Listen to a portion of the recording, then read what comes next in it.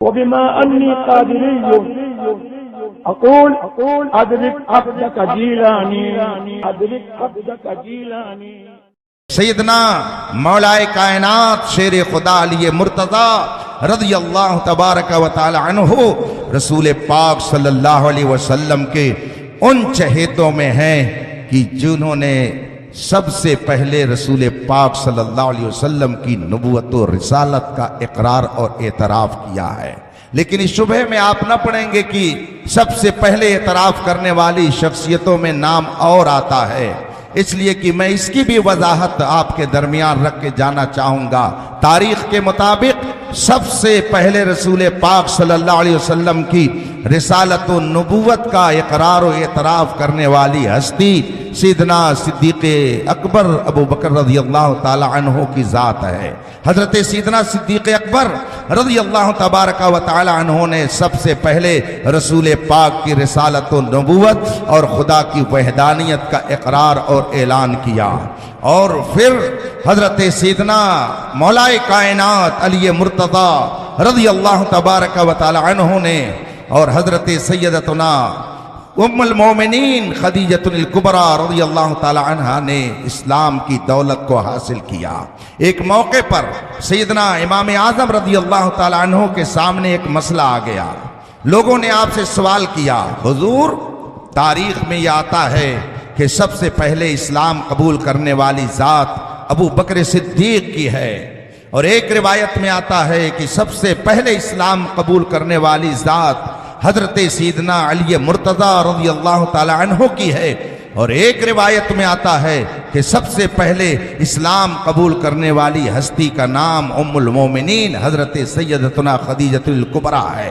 जाहिर सी बात है कि जब सब जगह सबसे पहले लगा हुआ है तो जहन में उलझाव पैदा होगा, आदमी टेंशन में आएगा, आदमी ये सोचेगा कि सबसे पहले कोई एक ही हो सकता है। मिसाल के तौर पर अभी जब माइक हाथ में लिया किसी शख्स ने और यके बाद दीगरे कई अफराद के हाथ में ये माइक आया, अब अगर हजरत मेमारे मिल्लत ने किसी से पूछा कि सबसे पहले माइक किसने हाथ में लिया, किसने माइक पे आके गुफ्तगू शुरू की, अब एक साहब ने कहा सबसे पहले फुला ने किया, फिर किसी साहब ने पूछ लिया आकर के कि सबसे पहले माइक किसने इस्तेमाल किया, तो किसी और का नाम बता दिया जाए, किसी और का नाम बता दिया जाए, तो सामने वाला जाहिर सी बात है उलझन में पड़ जाएगा कि सबसे पहले तो कोई एक ही होगा, ये कई नाम कैसे सबसे पहले आ रहे हैं। तो अब तारीख में आता है कि सबसे पहले इस्लाम कबूल करने वाली ज़ात सिद्दीक़ अकबर की है, और एक रिवायत में आता है सबसे पहले इस्लाम कबूल करने वाली हस्ती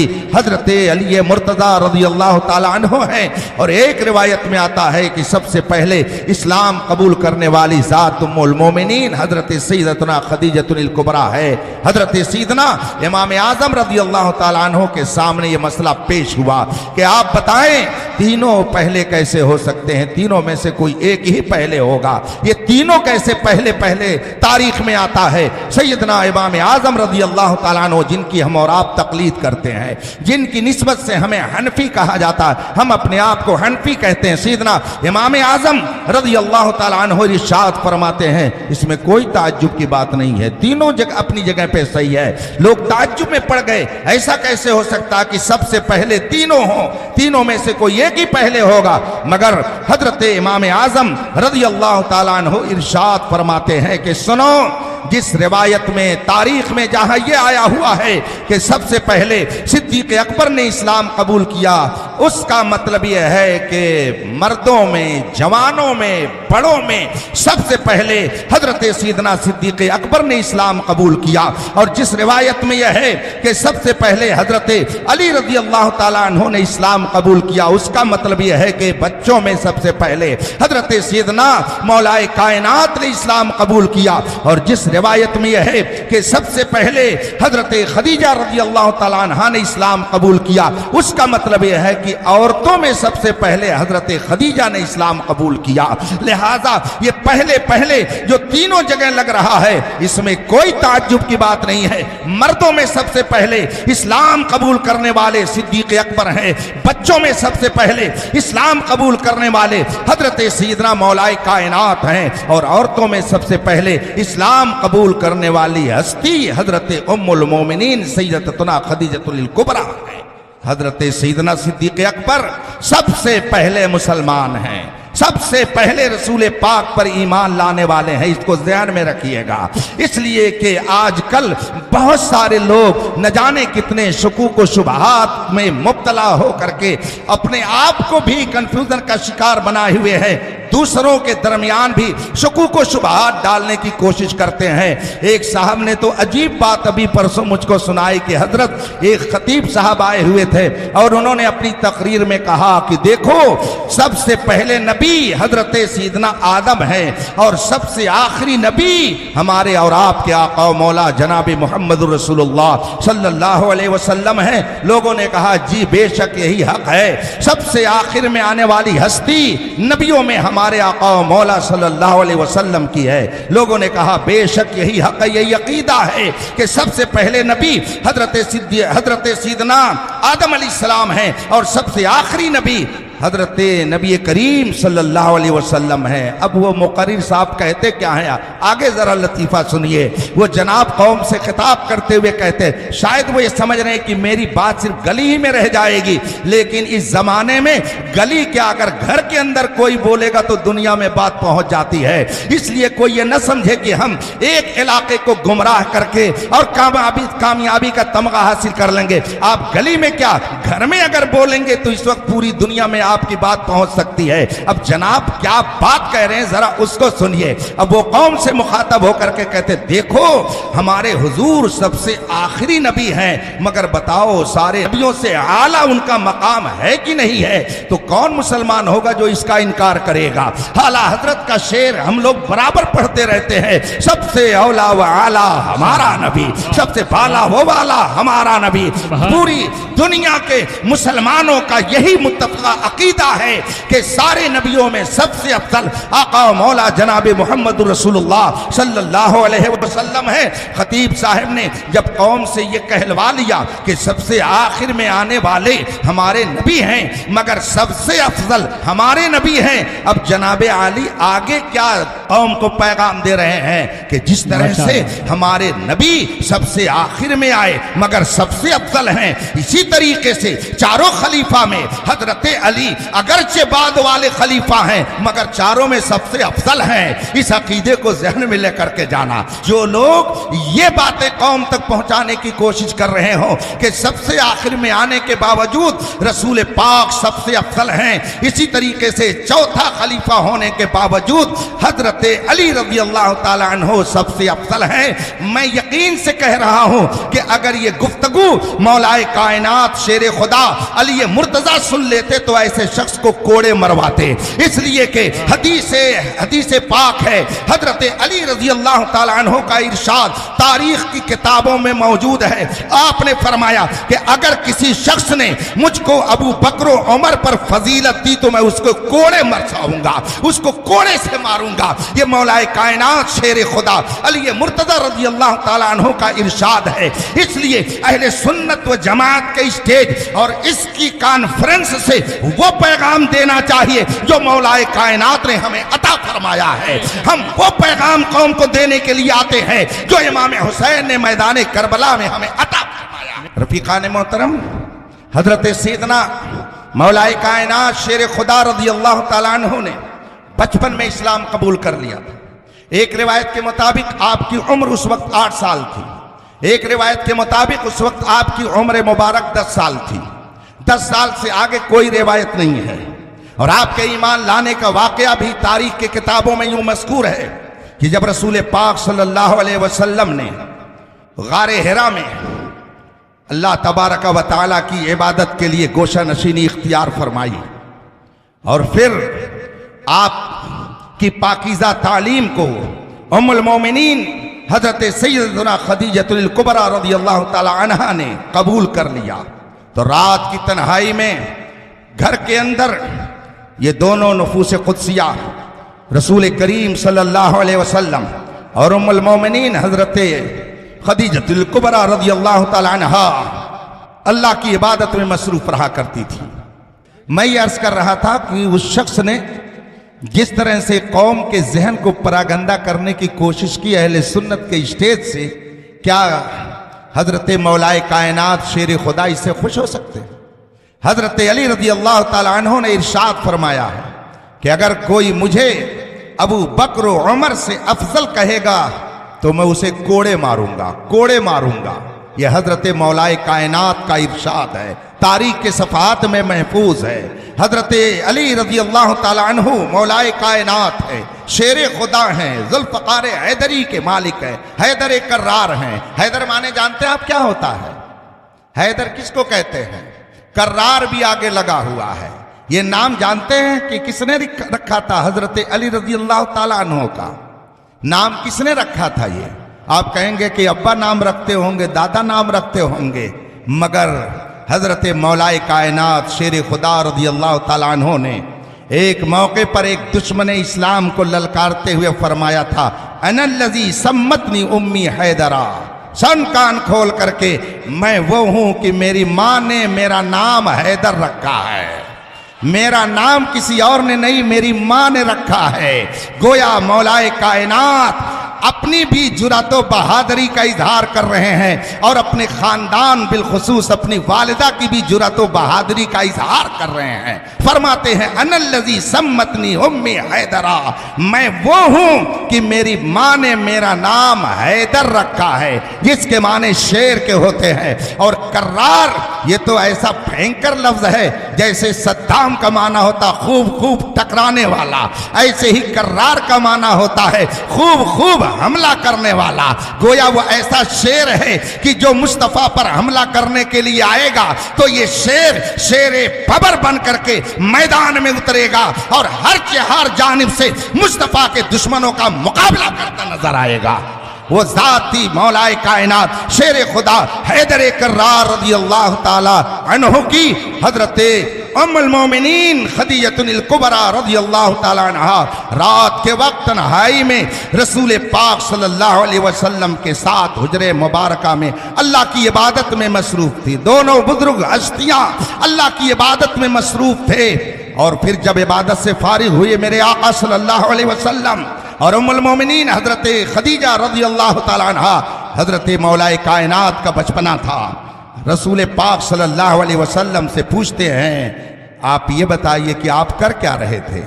हजरत उम्मुल मोमिनीन खदीजतुल कुबरा रज़ियल्लाहु ताला अन्हा से पूछते हैं मौलाए कायनात हजरत अली रज़ियल्लाहु ताला अन्हु कि आप क्या कर रही थी?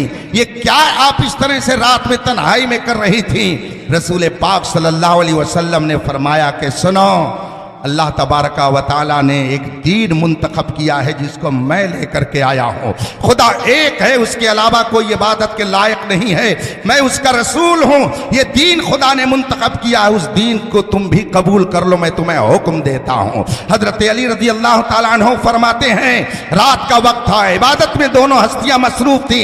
जब ये बात पूछी मौलाए कायनात ने, आप क्या कर रहे थे? रसूल पाक ने जब अपनी बात उनके सामने रखी, हजरत अली रज़ियल्लाहु ताला अन्हु ने फरमाया कि मैं अपने वालिद अबू तालिब की इजाजत के बगैर ये कदम नहीं उठा सकता हूं। मैं पहले अपने बाप अबू तालिब से जाकर के मैं पूछूंगा कि क्या मैं उस दीन को कबूल कर लूं। अगर मेरे बाप अबू तालिब इसकी इजाजत देंगे तो मैं आपकी बात मानूंगा, वरना मैं गौर करूंगा। रसूल पाक सल्लल्लाहु अलैहि वसल्लम ने फरमाया कि ठीक है, जाओ अपने बाप मेरे चचा अबू तालिब से पूछ लेना, जैसा वो कहेंगे वैसा करना। रात में इतनी गुफ्तगू हुई, हजरत अली रज़ियल्लाहु ताला अन्हु अभी साहिब ईमान न हुए थे। रात में जब सोए तो किस्मत का सितारा जगमगा उठा। रात ही के वक्त में रब्बे कदीर ने अपने फजले खास से हजरत अली रज़ियल्लाहु ताला अन्हु के दिलो दिमाग को ईमान की दौलत से मुनव्वर फरमा देता है। और सुबह को जब हजरत अली रज़ियल्लाहु ताला अन्हु बेदार होते हैं तो रसूल पाक के जानिसार गुलामों में शामिल हो जाते हैं। हजरत मौलाए कायनात की उम्र मुबारक अभी 8-10 साल के बीच है। इस पहली से पहले का वक्त हजरत अली रजी अल्लाह ताला अन्हो ने रसूल पाक की आगोश मुबारक में गुजारा। और आप तो जानते ही हैं, आदमी जिस माहौल में पलता है, आदमी जिन हालात में रहता है, जिस मुआशरे में, जिस समाज में जिंदगी गुजारता है, उसका असर उसके ऊपर जरूर आता है। इसलिए आजकल मैं देखता हूं, जब मुहर्रम का महीना आ जाता है, बहुत से ऐसे लोग जो इल्म से नाबलद हैं, जिनको मसाइल शरइया से इल्म नहीं है, वो समझते हैं कि 10 रोज या हुसैन कह लेना और काले कपड़े पहन करके घूम लेना, यही असल में हुसैनियत है, इसी को हुसैनियत कहते हैं। नहीं, सिर्फ या हुसैन मत कहिए, इसलिए कि फातिमतुज़ ज़हरा के तनहा लगते जिगर इमाम हुसैन नहीं है, बल्कि इमाम हसन मुज्तबा भी लगते जिगर है, वो भी हजरत फातिमतुज़ ज़हरा के लगते जिगर है। इसलिए सिर्फ या हुसैन नहीं, या हसनैन कहिए, ताकि दोनों बुजुर्गों से फैज़ बरकत से आप माला माल होइए। आखिर क्यों नहीं इमाम हसन मुज्तबा का जिक्र किया जाता है? बहुत सारे लोग क्यों नहीं उनका जिक्र जमील करते हैं? मैंने जब इस पे गौर किया तो मुझे एक पॉइंट मिला, और वो पॉइंट ये मिला कि कुछ लोग ने जानबूझ करके हजरत इमाम हसन के जिक्र को छुपाने की कोशिश की। क्यों छुपाने की कोशिश की? अगरचे वो कहते हैं हम मुहिब्बे अहले बैत हैं, मगर जिक्र इमाम हसन मुज्तबा इसलिए नहीं करते हैं कि उनके दिल में उनसे कुदूरत है। और कुदूरत क्यों है? इसलिए कि उन्होंने हजरत अमीर मुआविया को खलीफा तस्लीम कर लिया था, इसलिए वो इमाम हसन मुज्तबा का जिक्र नहीं करते हैं। आप सुन्नी हैं, सुन्नियों के यहाँ ये तफरीक नहीं है कि हजरत इमाम हसन का जिक्र न किया जाए, बल्कि अहले सुन्नत के नजदीक तो हर अहले बैत हमारी आंख का सुरमा है, हमारे दिल का सुकून है, कल्बो जिगर का नूर है। इसलिए हमारे इमाम अहमद रजा ने कहा, क्या बात रजा, उस चमनिस्तान करम की जहरा है कली जिसमें हुसैन और हसन। हाँ, ये कहिए लब्बैक या हसनैन कहिए। और ये भी याद रखिए, मैंने जिस खलीफे अव्वल का जिक्र किया था, उसके तस्करे से भी आप अपनी जबान को रत्बुल लिसान रखिए। हजरत सीदना सिद्दीक अकबर खलीफे अव्वल हैं, हजरत सीदना उमर फारूक आजम खलीफे दोम हैं, हजरत उस्मान गनी रज़ी अल्लाह ताला अन्हु खलीफे सोम हैं। और ये भी बताता चलूँ आपको, इस्लाम के मैंने पहले अर्ज किया था कि जिसने एडमिशन ले लिया उसे बहरहाल मुश्किलात इम्तिहानात से गुजरना है। आप जानते हैं कि किन किन इम्तिहानात से गुजर करके इस्लाम हम तक पहुंचा है। जब रसूल पाक सल्लल्लाहु अलैहि वसल्लम ने मक्के में जबल अबू कुबैस पर खड़े होकर खुदा की वहदानियत का ऐलान किया था, तो सबसे पहली आवाज जो मुखालफत में आई थी वो घर खानदान ही से आई थी। अबू लहब ने आवाज लगाई, ए मोहम्मद, इसीलिए तुमने हमको जमा किया था कि हमारे बुतों के खिलाफ, हमारे माबूदों के खिलाफ तुम तकरीर करो। और उसने गुस्ताखियां की। रसूल पाक सल्लल्लाहु अलैहि वसल्लम ने उसे बर्दाश्त किया, मगर खुदा को यह गवारा ना हुआ कि मेरे महबूब की शान में गुस्ताखी करके कोई बाइज्जत रहे। इसलिए आयत करीमा नाजिल हो गई, तब्बत यदा अबी लहब, अबू लहब का हाथ टूट जाए। ये अबू लहब जानते हैं, ये रसूल पाक सल्लल्लाहु अलैहि वसल्लम के खानदान में माना जाता था। और इसके 2 बेटे थे। इस्लाम से पहले हर एक के यहाँ शादी की इजाजत थी। रसूल पाक सल्लल्लाहु अलैहि वसल्लम ने अपनी 2 शहजादियों का निकाह अबू लहब की 2 बेटियों से किया था। हजरत रुकैया का निकाह अबू लहब की 1 बेटी से किया था। हजरत उम्मे कुलसूम का निकाह अबू लहब की दूसरी बेटी से किया, दूसरे बेटे से किया। आपकी 2 शहजादियां अबू लहब के निकाह में थी, अबू लहब के बेटे के निकाह में थी। जब अबू लहब बदमाशी करने पे आमादा हुआ, उसने अपने बेटे को बुलाया। पहले एक बेटे को बुलाया जिसका नाम तारीख में उतबा आता है। उससे कहा कि देख रहे हो मोहम्मद अरबी क्या कर रहे हैं? बेटे ने कहा क्या हुआ? कहा तुम मेरे साथ रहना चाहते हो या उनके साथ? बेटा कहता क्या बात है?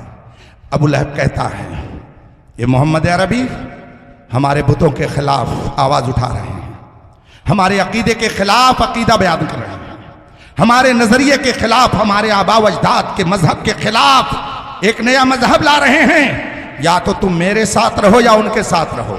बेटे ने जवाब दिया आप क्या चाहते हैं, आपकी मंशा क्या है? उसने कहा मोहम्मद अरबी की बेटी को तलाक दे दो, मैं खुश हो जाऊंगा। उतबा ने कहा इसमें कौन सी मुश्किल है, मैं अभी तलाक दे देता हूं।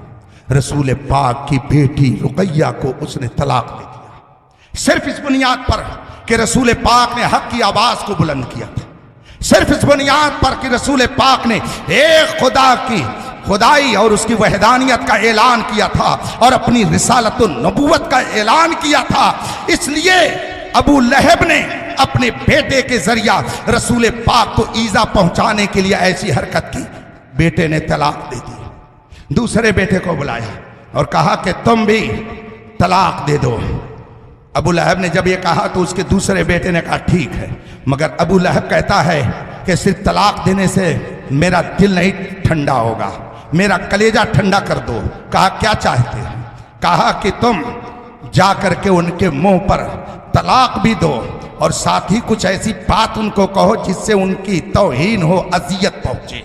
उस जालिम ने रसूल पाक सल्लल्लाहु अलैहि वसल्लम के मुंह पर जाकर तलाक भी दी और साथ ही साथ उसने रसूल पाक की शान में कुछ गुस्ताखाना कलिमात कहे। उस मौके पर रसूल पाक ने उसके लिए बद्दुआ फरमाई थी और इरशाद फरमाया था कि मौला इसके ऊपर कुत्तों में से कोई कुत्ता मुसल्लत कर दे। चुनांचे वही वाकया है कि जब वो तिजारत के लिए जा रहा था और एक शेर ने आकर के रात में उस पर हमला करके उसको चीर फाड़ करके मौत के घाट उतार दिया। मैं पूरी तारीख नहीं दोहराना चाहता हूँ। रसूल पाक की ये दोनों शहजादियां सिर्फ इसलिए मुतल्लका हो गई कि आपने एलाए कलिमतुल्लाह फरमाया, हक की आवाज को बुलंद फरमाया। आज आदमी सोचता है मैंने कलमा पढ़ लिया है, मैं सुन्नी हूं तो मुझे किसी मुसीबत में गिरफ्तार नहीं होना चाहिए। सुनिए, मकतबे इश्क का अंदाज निराला पाया, उसको छुट्टी ना मिली। जिसको सबक याद रहा, जिसको सबक याद रहता है उसे छुट्टी नहीं मिलती है। आपने अगर कलमे तैयबा पढ़ा है, मुस्तफा जाने रहमत की वफादारी का आपने इकरार किया है तो आपको छुट्टी नहीं मिलनी है, बल्कि क़यामत तक आजमाइशों में आपको रहना है। और जो इन आजमाइशों में कामयाब हो जाए, कुरान करीम कहता है ततनज़्ज़लु अलैहिमुल मलाइका, कोई उनकी मदद के लिए आए या ना आए, अल्लाह फरिश्तों के जरिए उनकी मदद। ये दो शहजादियां रसूल पाक सल्लल्लाहु अलैहि वसल्लम की मुतल्लका हुई सिर्फ हक बात लोगों तक पहुंचाने की वजह से, मगर अल्लाह की शान। निकाह तो हुआ था मगर दोनों शहजादियों की रुखसती अबू लहब के घर नहीं हुई थी। अल्लाह कैसे हिफाजत करता है, रुखसती नहीं हुई थी। और ये दोनों मदीने मुनव्वरा आईं। जब मदीने मुनव्वरा आईं तो रसूल पाक सल्लल्लाहु अलैहि वसल्लम ने पहले हजरत रुकैया रज़ियल्लाहु ताला अन्हा का निकाह हजरत उस्मान गनी से फरमा दिया। और जंगे बद्र बड़ा अजीम मार्का है जिसे फतेह मुबीन कुरान ने कहा। जंगे बद्र के मौके पर रसूल करीम सल्लल्लाहु अलैहि वसल्लम मैदाने बद्र में थे। ठीक उसी दिन हजरत रुकैया रज़ियल्लाहु ताला अन्हा का मदीने मुनव्वरा में इंतकाल होता, तदफीन होती है। हजरत रुकैया रज़ियल्लाहु ताला अन्हा का विसाल जंगे बद्र के दिन हुआ।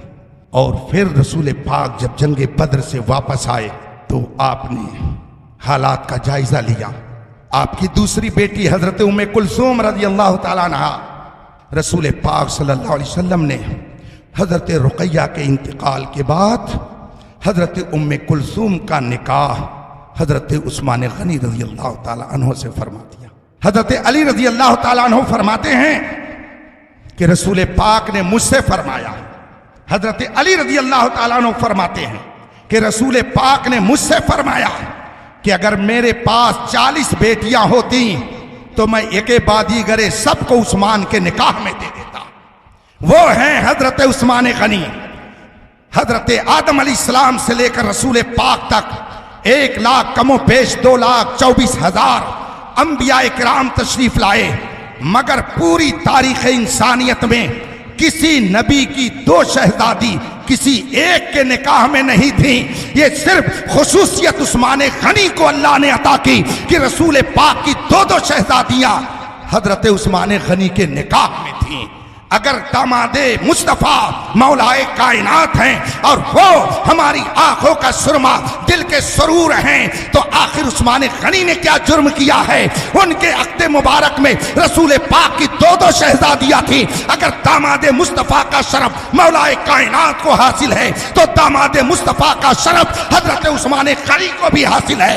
इसीलिए तो अल्हम्दुलिल्लाह हम सिद्दीक अकबर की सदाकत का ऐलान करते हैं और हजरत उमर फारूक आजम की अदालत का ऐलान करते हैं, उस्मान गनी की सखावत का नारा लगाते हैं, उस्मान गनी के बाद मौलाए कायनात की शुजाअत का दम भरते हैं और ये कहते हैं अहले सुन्नत का है बेड़ा पार।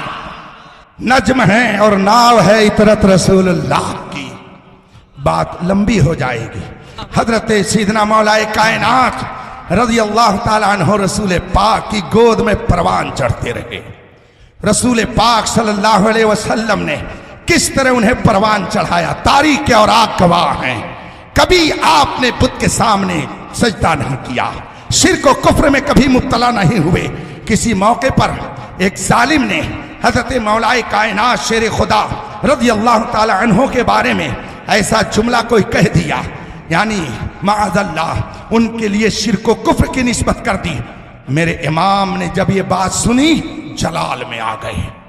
आला हजरत रज़ी अल्लाह ताला अन्हु ने कलम उठाया और उनका कलम खुद ही फरमाते हैं किलके रजा है, खंजरे खूंखार बरकबार, आदा से कह दो खैर मनाए न शर करें, तंजीहुल मकानतिल हैदरिया, ये आला हजरत की किताब है तंजीहुल मकानतिल हैदरिया। और इस किताब में आला हजरत ने दलाइल के अंबार लगा दिए और फरमाया मौलाए कायनात पर कुफ्र और शिर्क की तोहमत लगाने वालों, जरा आईने में अपना चेहरा तो देखो, तुम्हारी क्या हैसियत है, तुम्हारा क्या दर्जा है, तुम किसी हैसियत के नहीं हो। और मौलाए कायनात वो है जिनके बारे में मेरे मुस्तफा ने फरमाया मन कुंत मौला हो फालियुन मौला, जिसका मैं मौला हूं उसके अली मौला। अब बात आ गई इस हदीस की, तो इसका पस मंजर बयान करके मैं आपसे रुखसत हो जाऊंगा। मन कुंत मौला हो फअलियुन, जरा इसका पस मंजर मैं आपको सुना दूं, उसके बाद में जल्दी से अपनी गुफ्तगू को समेट लूंगा। देखिए, कभी कोई चारा घोटाला करता है, कभी कोई ताबूत घोटाला करता है, कभी कोई प्रॉपर्टी घोटाला करता है, कभी कोई वोट घोटाला करता है, तो कभी कोई हदीस घोटाला करता है। कुछ लोग हदीस में घोटाला करने वाले, हदीस का माना कुछ और होता है, अपनी तबीयत से माना कुछ और बना। याद रखिएगा, अकीदत अलग चीज है और अकीदा, दोनों में फर्क होता है। अकीदत की बुनियाद पर अकीदा नहीं बनता है, अकीदा कुरान और हदीस से बनता है। अकीदत दिल से होती है, अकीदत आदमी के दिल में पैदा होती है, मगर अकीदा कुरान और हदीस अता करता है। इसलिए अकीदत की बुनियाद पर अकीदा खराब मत कीजिएगा।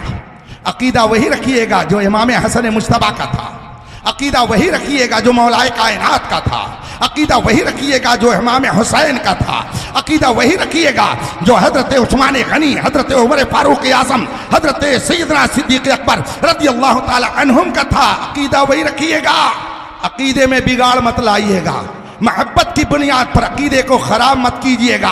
इसलिए कि बहुत सारे लोग शरबत रूह अफ़ज़ा के अंदर जहर पिलाने का काम करते हैं। इसीलिए मेरे इमाम अहमद रजा ने तकरीबन 125 साल पहले फरमाया था, सोना जंगल रात अंधेरी छाई बदली काली है, सोने वालों।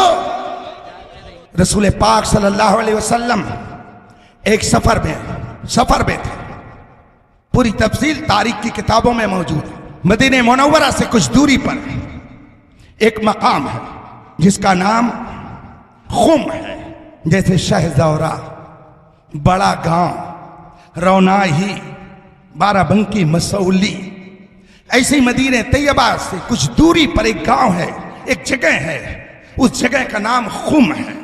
खुम, वहां एक तालाब था। अरबी में तालाब के लिए गदीर का लफ्ज इस्तेमाल किया, चूंकि उस जगह का नाम खुम था, इसलिए उस तालाब को अरबी में गदीर खुम कहा जाने लगा। खुम के मकाम पर जो तालाब है, उस तालाब को गदीर खुम कहते हैं। उस जमाने में आज की तरह पानी की सहूलत नहीं थी, जगह जगह ढाबे और होटल नहीं बने हुए थे, तो जहां पानी की सहूलत होती काफिला वहीं रुक जाता। अल्लाह के रसूल सल्लल्लाहु अलैहि वसल्लम ने वहां पड़ाव डाला। साहबा किराम का जम्मे गफीर आपके साथ में था।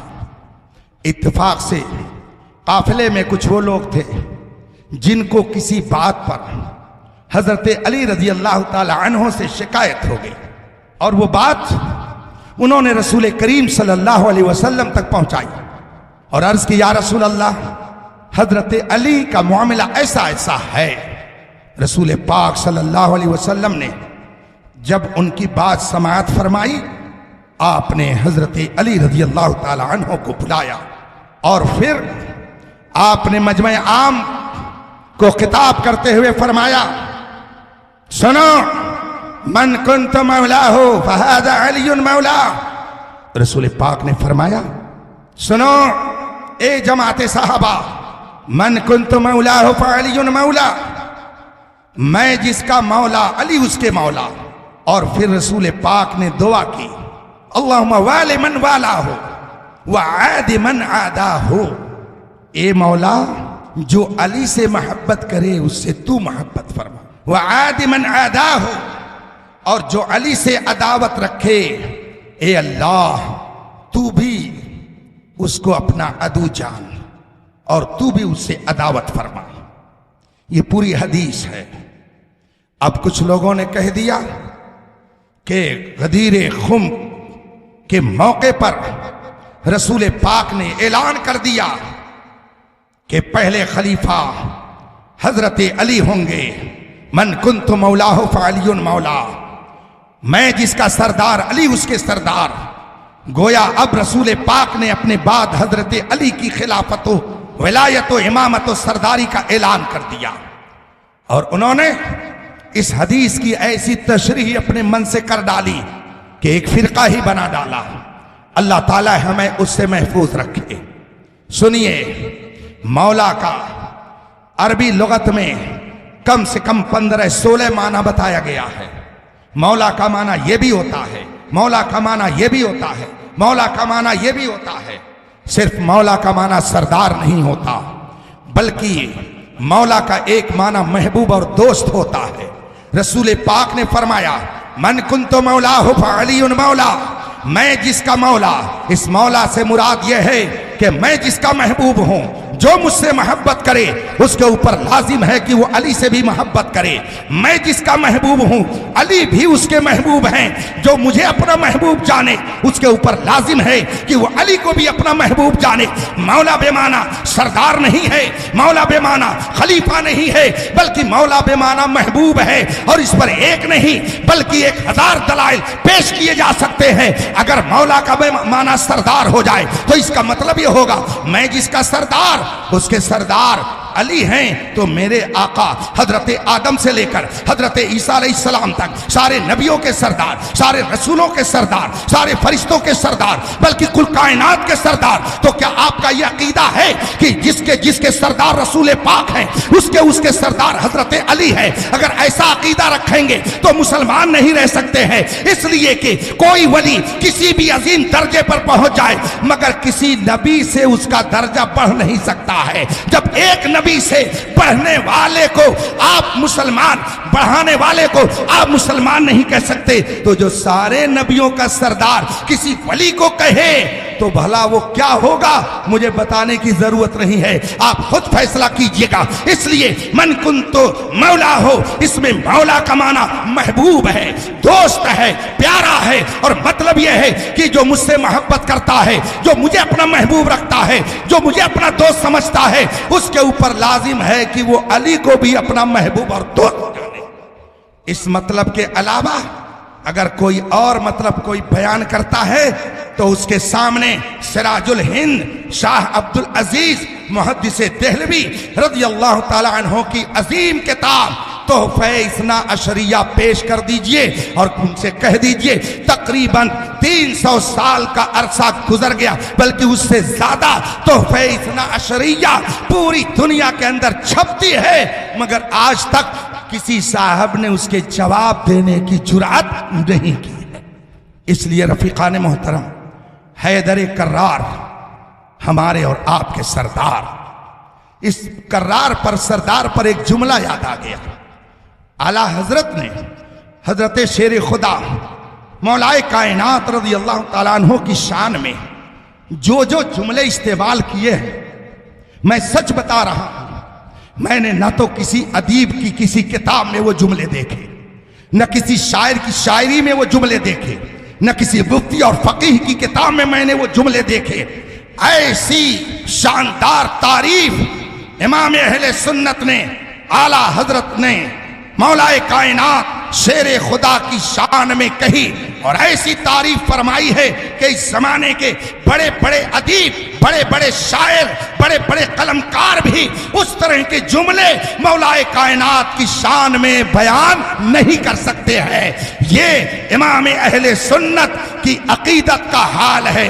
मगर एक मकाम पे फरमाते हैं कि हजरत अमीर मुआविया रज़ी अल्लाह ताला अन्हु और शेर खुदा मौलाए कायनात रज़ी अल्लाह ताला अन्हु के दरमियान जो वाक़यात पेश आए, आला हजरत फरमाते हैं उन सारे मामलात में हक बदस्ते हैदरे कर्रार, मगर अमीर मुआविया भी हमारे सरदार, इसलिए कि हर सहाबी हमारी आंखों का नूर है, दिल का सुरूर है।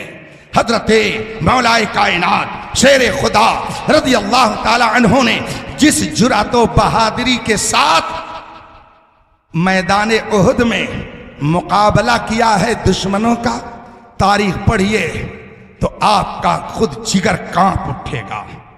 हजरत अली रज़ी अल्लाह ताला अन्हु को यूं ही शेर खुदा नहीं कहा जाता, यूं ही हैदर कर्रार नहीं कहा जाता, यूं ही परतवे दस्ते कुदरत नहीं कहा जाता, यूं ही बाबे फजलो विलायत नहीं कहा जाता। यूं ही उनकी शान में और उनकी तारीफ में ये अजीम और बेहतरीन कलिमात नहीं इस्तेमाल किए जाते। ये सब के सब इसलिए कहे जाते हैं कि रसूल पाक ने उनका दर्जा इतना बुलंद कर दिया है, इतना बुलंद कर दिया है कि जो नीचा दिखाना चाहे वो खुद जलील और रुस्वा होगा, मगर मौलाए कायनात की अजमत के सूरज पर कभी गहन नहीं लग सकता है। अल्लाह तबारका व तआला हमें हजरते मौलाए कायनात रज़ी अल्लाह ताला अन्हु की तालीमात पर अमल की तौफीक अता फरमाए। आप चौथे खलीफा, पांचवें खलीफा कौन? पांचवें खलीफा का भी नाम याद रखिए, वहीं न रुक जाइए, थोड़ा आगे बढ़िए। पांचवें खलीफा कौन? हजरत इमाम हसन मुज्तबा शहजादे मौलाए कायनात, ये पांचवें खलीफा राशिद हैं, पांचवें खलीफा राशिद हैं इमाम हसन मुज्तबा। तारीख पढ़िए, अहले सुन्नत के उलमा से राब्ता कीजिए, उलमा अहले सुन्नत की किताबों को पढ़िए और फिर 6 महीने आप मनसब खिलाफत पे जलवा फरमा रहे और उसके बाद में आपने ये खिलाफत का मनसब हजरत अमीर मुआविया रज़ी अल्लाह ताला अन्हु के हवाला कर दिया। किसने हवाला किया? इमाम हसन। बताइए वह हमारे और आपके आका हैं कि नहीं है? हमारे और आपके सरदार हैं कि नहीं है? हमारे और आपके पेशवा हैं कि नहीं है? वह हजरत मौलाए कायनात के लख्ते जिगर हैं कि नहीं है? वह हजरत फातिमतुज़ ज़हरा के नूरे नजर हैं कि नहीं है? वो रसूल पाक के निवासे हैं कि नहीं है? ये सारी फजीलतें उनके लिए हैं। अब मुझे बताइए, वो बुज़दिल थे और थे, वो आजिज थे, वो नातमा थे? नहीं नहीं, वो नातवा नहीं थे, वो कमजोर नहीं थे, वो मजबूर नहीं थे। उनके पास 40,000 का लश्कर जर्रार था, अगर वो चाहते तो जंग कर सकते थे। मगर हजरत सैयदना इमाम हसन मुज्तबा ये जानते थे कि मेरे नाना जान ने बहुत पहले मेरे ही बारे में फरमाया है, मेरा ये बेटा सरदार है और इसके जरिया मुसलमानों के 2 गिरोहों में सुलह का पैगाम दिया जाएगा। तो हमारे आका हसन मुज्तबा, हमारे सरकार हसन मुज्तबा, अब आका ने जिसे खलीफा मान लिया, हमारे सरदार ने जिसे खलीफा तस्लीम कर लिया, गुलामी का हक ये है कि हम भी उसको अपना सरदार और अपना खलीफा। जब हजरत हसन मुज्तबा ने माना तो हमने माना, अगर उन्होंने न माना होता तो हम भी न मानते। मगर उन्होंने माना वो हमारे आका हैं, हमारे सरदार हैं, हमारे पेशवा हैं। जब हमारे आका ने मान लिया तो हम गुलामों के ऊपर भी लाजिम है कि अपने आका की रविश पर चलें, और आका ने जिसे खलीफा तस्लीम किया हम गुलाम भी उसे खलीफा तस्लीम करें। हम सिर्फ गुलामे हुसैन नहीं हैं, हम गुलामे हसनैन हैं, हम हसन मुज्तबा के भी गुलाम हैं और इमाम आली मकाम के भी गुलाम। इसलिए अहले सुन्नत के इस अकीदे पर कायम रहिए। और मैं अपने नौजवानों से कहूंगा कि मैदान करबला वो सिर्फ एक मैदान नहीं है, मैं उसे कहता हूं कि वो एक दारुल उलूम है, वो एक दानिशगाह है, वो एक इंस्टीट्यूट है, वो एक कॉलेज है, वो एक लाइब्रेरी है। मैदान करबला को सिर्फ एक मैदान की हैसियत से मत देखिए, मैदान करबला से सबक लीजिए। मैदान करबला आपको सबक दे रहा है, मैदान करबला से आपको नसीहत मिल रही है, मैदान करबला से आपको इबरत दी जा रही है कि अगर दीन के लिए आपको आगे बढ़ना पड़े और अपने खानदान को अपनी आंखों से कुर्बान होता हुआ देखना पड़े तो आप भी यही कहिएगा, सर पर हवाए जुल्म चले 100 जतन के साथ, अपनी कुलाह कज है उसी बागपन के साथ। मैदान करबला से ये सबक मिलता है कि हक पर जो कायम रहता है उस पर तीर चलाए जाते हैं, उस पर नश्तर लगाए जाते हैं। हक पर जो कायम रहता है उस पर तलवारें चलाई जाती है, हक पर जो कायम रहता है उसे मुश्किलात का सामना करना पड़ता है। मगर मैदान करबला ये सबक दे रहा है कि अगर हक पर तुम सख्ती से कायम रहोगे और दुश्मन तुम्हें हलाक करना चाहे तो याद रखो, अगर तुम मैदान कारजार में अपने कदम को मजबूती से कायम रखते हो और हक बात पर मजबूती से कायम रहोगे तो बातिल अगरचे बज़ाहिर तुम्हारे सामने जीत जाए मगर कयामत तक उसको दुनिया मुर्दा कहेगी और बच्चे बच्चे की जबान से ये ऐलान होता रहेगा, कत्ले हुसैन असल में मर्गे यजीद है, इस्लाम जिंदा होता है हर कर